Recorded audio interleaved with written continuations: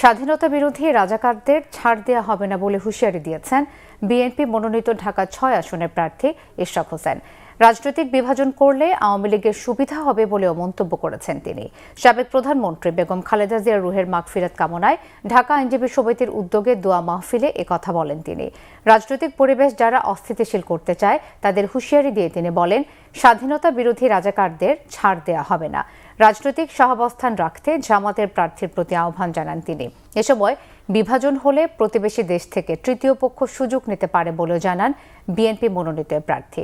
একই সাথে বলেন, দেশের মধ্যে অরাজকতা সৃষ্টি করতে আওয়ামী লীগ অর্থায়ন করছে বলেও মন্তব্য করেন তিনি।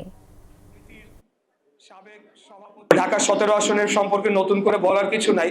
তার একটা বক্তব্য অত্যন্ত প্রচার হয়েছে যে সে বলছে ঢাকা শহরের সব প্রার্থীদের সাইজ করে দিবে। সাইজ শব্দটার অর্থাৎ কি? তাহলে কি তারা এখন ভায়োলেন্স ইনসাইট করছে?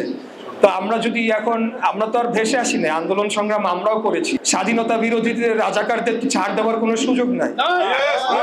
ফ্যাসিবাদ বিরোধী আন্দোলনে আমরা একসাথে ছিলাম, ঠিকই আছে, এবং আমরা উদারতা দেখিয়েছি। আমাদের শহীদ রাষ্ট্রপতি জিয়াউর রহমানের উদারতার ফলেই তো তারা আবার রাজনৈতিক নিবন্ধন ফেরত পেয়েছিল।